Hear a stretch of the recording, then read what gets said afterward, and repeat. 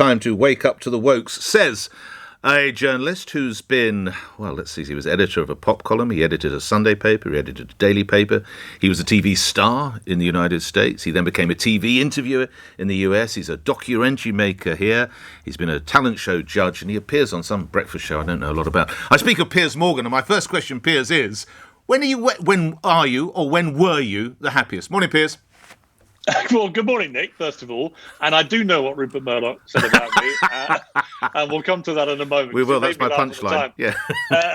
When was I happiest? I'm probably at my happiest now, actually, because I really feel like the sort of the range of stuff that I do, Good Morning Britain, obviously, but also the Daily Mail columns that I do, the crime documentaries, life stories. It's a very mixed bag of stuff, all very different. And, in the media game, if you put all your eggs in one basket, as I've discovered to my cost over the years, the basket can be taken away from you.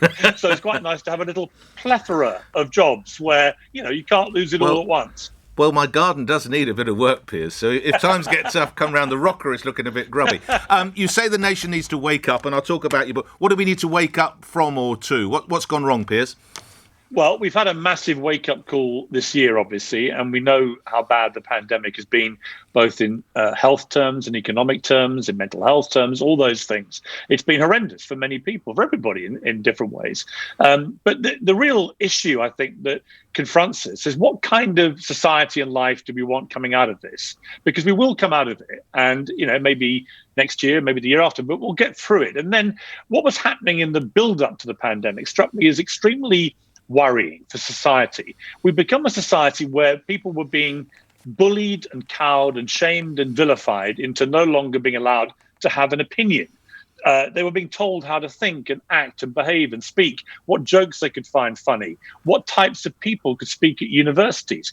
And it's all being driven by this very illiberal, liberal, slightly fascist group of wokies, I call them, they think they're really woke to all the world's problems. In fact, what they want to do is not what the originators of wokery wanted, which was to make people aware of social and racial injustice, but to actually drive a new form of lifestyle and to dictate how we all have to think and act and behave. And I just felt it was time to really put this in writing, how damaging this is to freedom of speech and inherently to any democracy. Define woke for my listeners who are struggling with what the term means, Piers.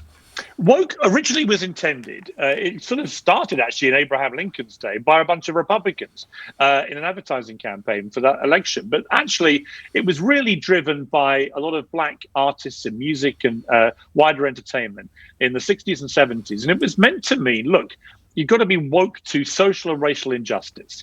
And it was very well intentioned in that regard. I would sign up to that definition of what being woke is. I think most decent people would. But it's been hijacked in the last 5 years or so by a new type of socially media-driven so-called liberals. And I write this book as a liberal who finds them utterly insufferable because it's no longer enough to make people aware of things. They want to dictate how we lead our lives and every fragment of how we lead our lives, what we eat, what we drink, as I say, how we act, what we find funny, movies, TV shows, statues of great heroes. And I think most people, honestly, frankly, are beginning to get sick and tired of this. And I don't think it does the liberal cause any good. You don't see any woke leaders being elected. In fact, quite the reverse. So it's self-harming in a political and power-grabbing sense. But it is very insidious, I think, to the way that most of us want to lead our lives, which is with a sense of freedom. You made it in the US. You were a TV personality as well as a TV interviewer. And along the way, you got to know Donald Trump, now President Trump. What's your view on him now, Piers? And by the way, you do cover this in the book. What sort of bloke is he? Well, it's very interesting because I do the book as a diary this year, mainly because it's going to be historic. I mean, this year's extraordinary period. We'll discuss that, actually. Piers. You say it's a diary. This reads like your copy of years ago because we get January, February, March. We get to July and that's it. I've run out of stuff. Yeah. So we have... It's like your features from years ago, Piers. You just run out. You just run out come July. But back to your point about President Trump. You know what? We had to stop it somewhere. It may as well have been July. Every day brings new extraordinary scenes. Trump, I've known a long time. I've made no secret of it. We became quite good friends. I won his Celebrity Apprentice show. I interviewed him 40 times at CNN. I've known him since 2006. And actually, I always got on very well with him. I found him very entertaining, very loyal as a friend. When you write about that. When you've had a few, and we've all had bumps along the road in our careers. But he's the sort of bloke who's there for you, Piers. Is that right? He's the kind of guy that used to regularly pick the phone up when I was of no use to him and just call for a chat and to check I was okay. And more, can I do anything for you? He's one of those kind of guys. If you're loyal, he's incredibly loyal back. Then he becomes president of the United States, the most powerful man in the world, and he becomes incredibly polarizing because his personality is incredibly polarizing. And it's quite interesting to look at the diary of this year and go back to January when he came through the efforts to try and unseat him in the Supreme Court with the impeachment trial. The economy was roaring. He'd taken out the leader of the kind of terror side of the Iranian military. He'd taken out Baghdadi, the head of ISIS. He was forging cordial relations with traditional enemies like Russia and North Korea. And in many ways, you could say that he was storming in January, I felt, to a very comfortable re-election. But then he got hit by the pandemic. And in the same way that Boris Johnson in this country had a particular skill set to get elected in December in the way that Trump did by being very populist and very upbeat and overtly positive, when they got hit, these rather populist leaders, by a very serious health crisis, those skills turned out to be pretty useless. In fact, what the world needed were more Angela Merkel's, former physicists who had the right idea about how seriously to take this and to take appropriate action. Trump, I think, has been found out by the pandemic. And people will say, why didn't you work him out earlier? Well, because actually he never declared war in his 4 years, which is pretty extraordinary for a Republican president in history.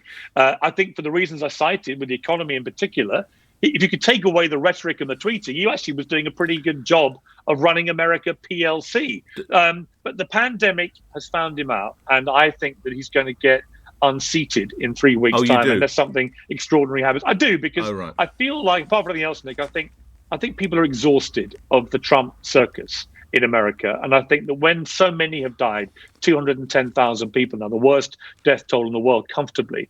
And you saw all the protests after the George Floyd killing and the cack-handed way he responded to that too. I just feel like he's had a terrible year. And I think America wants a period to reset and calm down. You referenced Boris Johnson. If you were able to get him in the crosshairs of one of your interviews, where would you go with it? What would you want to ask the Prime Minister? Well, first, let me just state it's 168 days since any government minister's been on Good Morning Britain after we regularly called them out for their disastrous policy decision-making back in March, April, which I think is a disgraceful dereliction of their duty. I know they come on your show and you always give them a good, rigorous interview, and I'm glad to see it. But I would ask Boris Johnson this. Do you really want to do this job? Because he looked to me yesterday exhausted, haunted, incapable of making clear-minded, simple decision-making, constant mixed messaging, constant U-turns. And I think that Boris Johnson signed up to be a cheerleader for the country, deliver Brexit, and everything was going to be hunky-dory. And clearly it's gone a very different direction. And my question would simply be, Prime Minister, do you really want to do this? Because if you don't, it looks to me like he doesn't, and that he may be having ongoing health issues. Stand aside and let somebody come in who's going to be more clear-headed, and more straightforward with the public, more honest with the public, and more decisive in taking action, which we need to do to get on top of this virus. Piers, your book is called Wake Up. What happens if Britain or the world does not wake up, Piers Morgan? Well, I've got a piece in The Sun today about this, where I talk about the danger to democracy. Because any proper democracy, Nick, as you and I know, is founded around debate. You and I, how long have we argued with each other about stuff? I mean, 30, longer than years. either of us ever care to admit. But we can have a great old tear-up about all sorts of issues. And I'm sure if we got into coronavirus or Brexit or any of these things, we would have a very spirited, animated debate. But we wouldn't fall out over it. No, I think what's happened is that with Brexit, with Trump, with social media, with coronavirus, we've become incredibly tribal.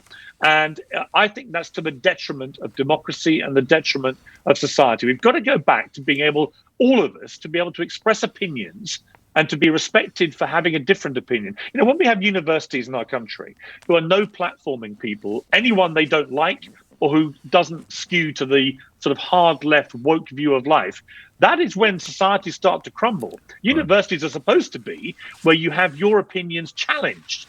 They're not to be a sort of echo chamber where everyone agrees with each other about a very narrow prism of a way of looking at life.